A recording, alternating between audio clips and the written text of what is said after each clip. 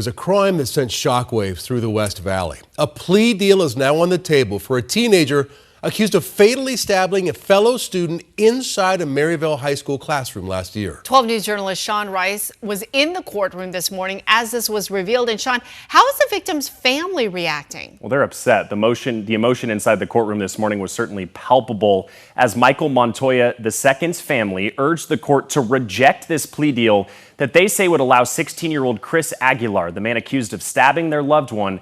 They say if he accepts this plea deal, it will allow him to one day walk free. Now, this case stems from a deadly stabbing inside a Maryville High School classroom last August. Prosecutors say 16-year-old Chris Aguilar asked to switch seats so he could sit behind fellow student Michael Montoya II.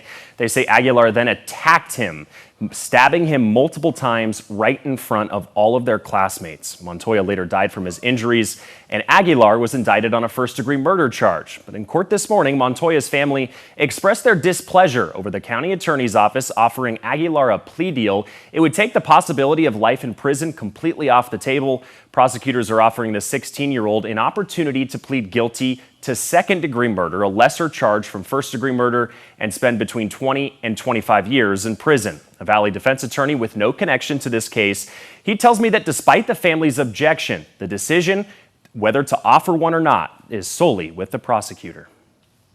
Victims have a tremendous amount of rights in Arizona. They have the right to be heard and to confer with the prosecutor, but with that, they don't have a veto right.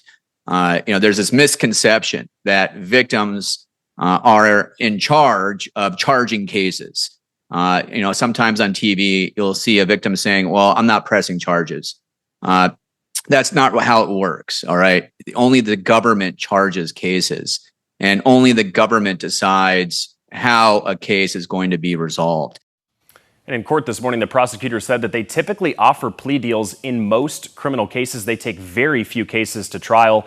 Chris Aguilar's age, just 16 years old, and the fact that his defense attorney asked for a plea offer to be made in this case, both of those facts factored into the reason they offered one in this case. Now, Chris Aguilar has not accepted or signed this plea deal. This morning's hearing was solely to advise him of all that is at stake in his criminal case.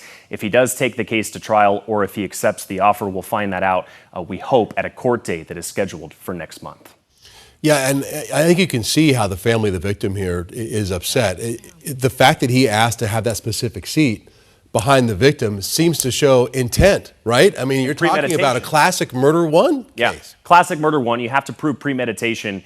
In fact, the prosecutor in the hearing this morning, there was some back and forth between Chris and the prosecutor. The prosecutor said, quote, "You will be convicted of first-degree murder if we take this case to trial." That's how strong the evidence is that they have. But this could be a 6+ week trial, a lot of state resources used to be able to prove this case, a jury of 12 having to sit through it. So these are all things that factor into whether a plea agreement's offered or not, but they're certainly against it in this case.